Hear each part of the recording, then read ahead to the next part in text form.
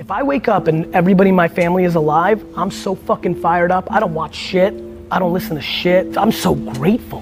Oh yeah, perspective, patience, puis positivisme. C'est exactement ce qui a inspiré, puis ce qui inspire encore mon aventure dans la Vivi et la Ecomi Family. Donc, c'est avec le cœur, puis de la passion que je vous embarque avec moi pour le Homie Frog Show.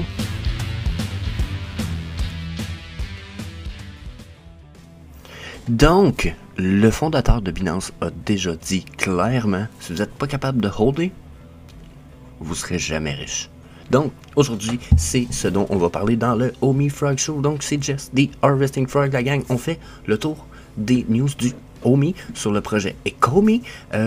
Épisode 1 du Ecomi Frog Show. Donc, je vais voir comment ça se développe.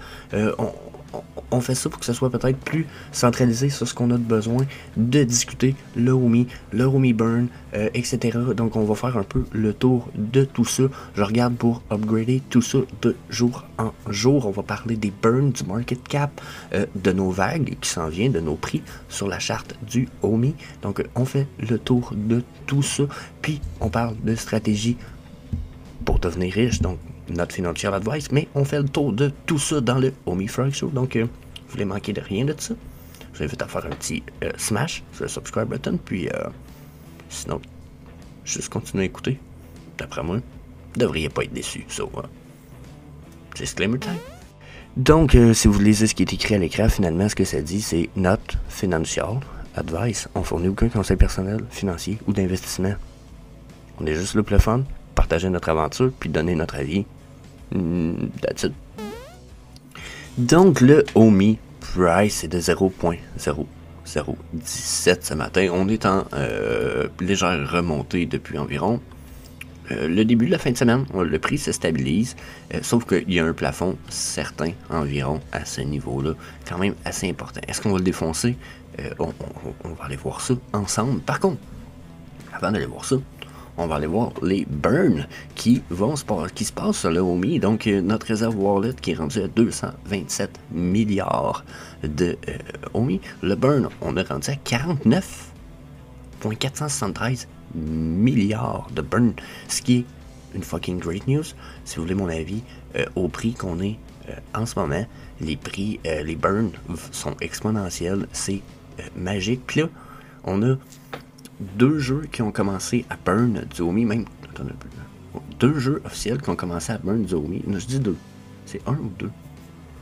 Je pense que c'est 1 officiel. Cannon Crisis, qui est fait par Curtis Cooper. Je vous invite à aller faire un petit follow à Curtis, qui a créé Cannon Crisis, qui a déjà remove 16 000 Homie from Cannon Crisis, qui fait un cumulatif de 355 132 Homie burn. Juste par Cannon Crisis, qui est amazing. En plus, on a Fishy, qui va permettre de faire un peu comme dans Illuvium, où les gens vont fight leurs poissons ensemble, puis ils vont pouvoir miser pour savoir c'est qui va gagner. Puis il y a une partie des mises qui vont être burn. Donc, interesting, genre fucking interesting. On a Epico Régal qui va burn des Homie. Donc, les burns, si les prix peuvent rester fucking bas, oh my god, on pourrait très bien burn un autre 50 millions assez rapidement si on peut avoir un système de burn quand même important qui s'applique dans ces jeux-là. J'ai même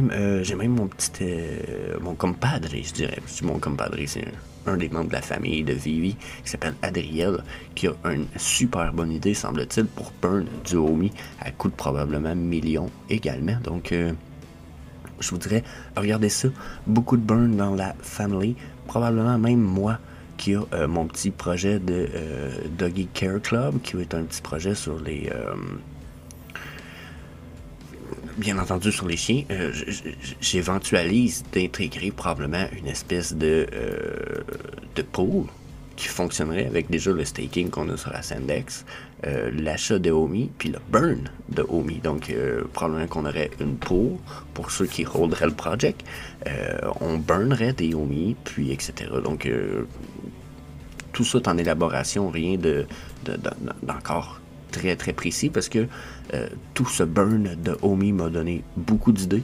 Donc, comme beaucoup de monde, hein, depuis qu'on sait, ben pas qu'on sait, on savait déjà, mais je pense que ça avait juste pas été éventualisé avant, qu'on pouvait tout simplement burn des hobbies nous-mêmes. On les achète, on les envoie dans le burn wallet. Yes. Mais si on veut ça créer des systèmes qui créent un achat de hobbies, puis que nous on les burn, wow, super opportunité. Puis c'est un peu ce que je disais dans beaucoup des vidéos dans le passé. Le hobby, à un moment donné, les burns ils peuvent devenir quand même assez exponentiels, que le circulating supply va devenir très bas. Donc 10 cents, 5 cents du hobby devient très possible dans ces cas-là. OK? Donc, tout ça étant dit, la gang, qu'est-ce qu'on fait? On va aller voir nos chartes du Omi right away. Petit insight, parce que ça m'a été demandé, est-ce que le SafePal est capable de holder du OMI sous sa nouvelle forme? Eh bien, la réponse c'est oui. Regardez, OMI Token, Type Token, ERC20. Donc ça, c'est pour le nouveau OMI. Donc pour ceux qui déjà se demandent le bruit, c'est le chat qui fait la course en arrière de moi. Puis sinon, pour ceux qui se demandaient pour ça ici, c'est réglé. OMI prend les ERC20. Pas OMI, mais le SafePal prend les ERC20. OMI Token. Même vos NFT dans le futur vont pouvoir aller sur le SafePal. Pour ceux qui ne connaissent pas l'application ou le Cold Wallet, je vous suggère décentralisé. Très peu cher, plein d'avantages. Puis je suis le bord de vous faire une vidéo about it. Ça va checker ça dans les 3 semaines qui suivent parce que ce coup-ci je veux la scripter, la faire un peu plus moins improvisée et je dis improvisé, c'est pas improvisé, mais moins one take comme je vous le fais là, ok? Je vais avoir scripté mon texte, donc c'est ce que je suis en train de préparer pour vous, mais sinon, je vous le suggère, je vous invite à aller faire un petit tour, le lien est dans la description du vidéo. Super wallet, super nice. Il y a même un appareil photo en arrière de ça pour scanner des codes QR en arrière de la bébelle. Il est airtight, donc si jamais il se fait ouvrir, bien, en tout cas, allez voir toutes les qualités de ça, on passera pas un heure là-dessus, oui. Donc, il y en a qui savent, dernièrement, ceux qui écoutaient le VV Frog Show. Donc, yeah, right, on a notre charte du OMI, mais on faisait le tour, puis le survol du Bitcoin, parce que regardez la vague ici, puis regardez la vague ici, personnellement, là, ça, ou ce bout-là, vous voyez ça comme vous voulez. Puis ça ici, wow, j'ai l'impression que j'ai la même espèce de downtrend vague. Puis là, en plus, je regarde mon seigneur Bitcoin, ok, qui mène la course quand même, là, dans le monde de la crypto, on peut pas se le cacher. Regardez comment ces EMA, ils sont en train de fan comme ça. Donc, il s'écartille. Quand il s'écartille comme ça, c'est pas très bon signe. Okay? Au contraire, c'est même très mauvais signe. Ensuite, si je regarde mon multi-time frame de stochastique ici, j'ai une long time frame, medium time frame, puis une short time frame. Les deux short time frame pointent vers le haut, mais sont dans leur top pas mal. Donc, éventuellement, on s'attend à un plafond, puis une chute. Donc, remontée en ce moment qui risque de ressembler à des remontées comme ça. Peut-être plus comme celle-là ici. OK? Puis d'après moi, après, ce qu'on va avoir, c'est une chute qui va ressembler à quelque chose dans ce style-là. OK? Donc, ça, c'est mon feeling de prime abord. Si on regarde le OMI, parce que là, on va pas... Quoique, avant d'aller au OMI, c'est pas vrai. Je vais utiliser le... Je vais enlever le 4MA. Je vais mettre le multi-time frame de MACD. Donc, regardez, lui, par exemple, le MACD, il me dirait que j'aurais tort un petit peu. Il me dirait, Jesse, t'as une vague de uptrend sur ton histogramme, après 2 bonnes downtrends. Donc, oups, ils m'ont mixé les deux, j'ai ça quand ils font ça. Donc, il est possible que tu aies une bonne uptrend à suivre, puis qui va probablement nous amener jusqu'au EMA qu'on a là. Si c'est le cas, ça va nous donner des vagues dans ce style-là. Je vous le dis, ça risque de redescendre. D'après moi, nos EMA vont être très très durs à défoncer. On n'est pas parti pour ça. Ben, je vous dirais, sur le daily. Là. Depuis qu'on a eu un dead cross ici, on se rapproche pas d'un golden pandit. Au contraire. Ça a démontré des tentatives, des gros refus.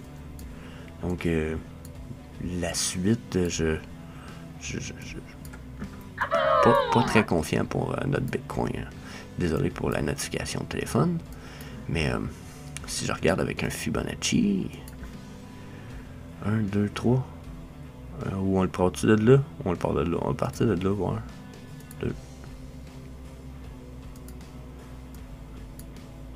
Donc, si on regarde un Fibonacci, généralement, les comportements de Fibonacci, quand on va toucher le point 0 sur le dernier point de notre troisième point, on va aller chercher, exemple, proche des Golden Pocket Zones. Donc là, le possible range, selon moi, en ce moment, pour le Bitcoin, c'est 33 000. Après 33 000, je nous vois très mal aller plus haut que ça.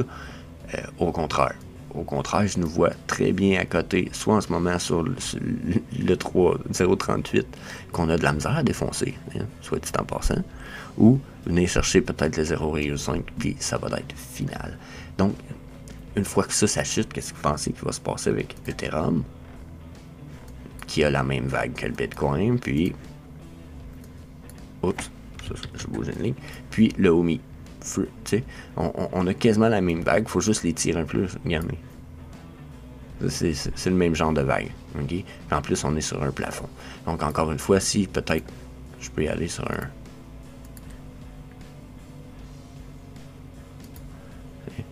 Et regardez, dans ce cas-ci, en plus, on a défoncé tous les niveaux de Fibonacci jusqu'au niveau de 100%. Peut-être qu'en fait, il faudrait s'appliquer sur cette ligne-là, mais regardez encore une fois, on a touché quoi?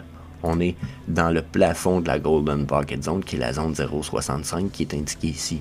Donc, mon Fibonacci retracement, j'ai rajouté cette zone-là, 0,65, parce que c'est la fin ultime de la Golden Pocket Zone. Alors, regardez comment c'est drôle, comment que... Là, en fait, lui, il n'est pas juste là, il ne faudra pas que je monte, là, mais regardez. On est quasiment en refus, donc si on traverse ça, on se rend là.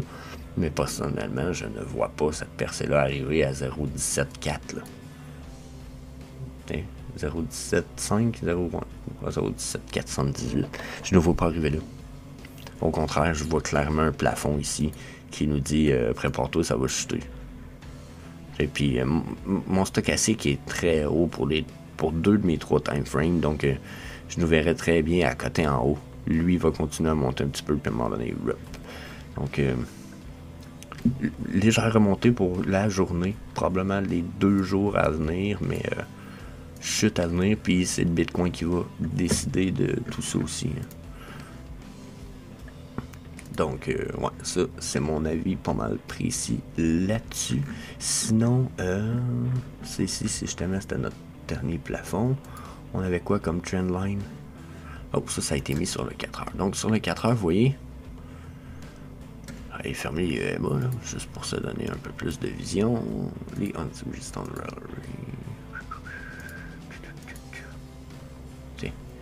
Donc, je vais aller remettre peut-être les Aiki-Nashi. Ça fait plus clair un peu comme vague. Donc, vous voyez là, on avait un plafond ici.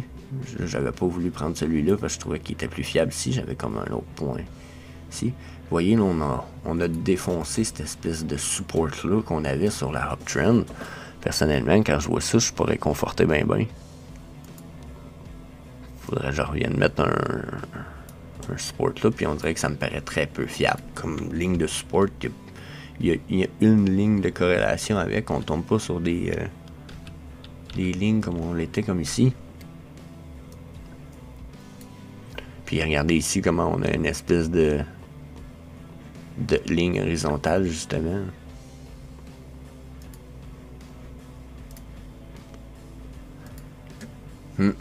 Donc, personnellement, ce que ça me dit, c'est qu'on va aller downtrend très bientôt. Regardez sur mon 4 heures comment je suis extrêmement bearish sur mon multi-time frame de stochastique en plus. Ultra bearish, puis ultra bearish sur mon... même chose pour le MACD. Quoique lui, il est au-dessus de sa médiane, par exemple. Le MACD est au-dessus de sa médiane. La drop pourrait ne pas être importante. Quand je dis la médiane, c'est la ligne de 0 ici. Quand ça arrive, c'est généralement, par exemple, les rises vont être plus importantes un petit peu quand ils sont au-dessus de la médiane, généralement. Puis ça va être la même chose pour les falls. Quand ils sont en bas de la médiane, ils vont descendre plus rapidement.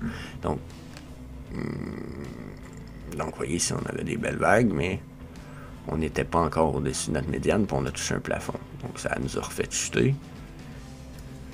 Moi, je dis l'OMI va retourner à nos prix précédents, la gang. Pas de surprise là. On retourne à 0,11. Puis 0,08 semble dans les cartes. Je peux pas m'empêcher de le voir dans tout ça. Donc, personnellement, je suis presque trop dubitatif sur la suite de ce qui s'en vient. Regardez ça, cette espèce de médiane que j'avais dessinée dans le passé. Selon moi, on la suit très très bien. Au-dessus, en dessous, au-dessus, en dessous, au-dessus, en dessous. C'est... peut-être j'aille mettre la fourche. On avait une belle fourche dans le temps. Peut-être qu'on va voir un... C'est calé. Oh, la fourche aurait-elle été délitée sans faire exprès? Ah non, elle doit être là. Ah non, même ma fourche, on n'est plus dedans, pas en tout. D'après moi, ce qui va être le plus fiable à aller voir, c'est notre speed fan, voir on est rendu où. Donc ça, c'était l'ancien, ça c'est le nouveau. Ça c'est l'ancien, ça c'est le nouveau. Ok. Donc rapidement, si on regarde notre speed fan, il nous dit quoi? On va aller fermer eux autres voir. On va se donner de la place. On l'a vu ce qu'il disait.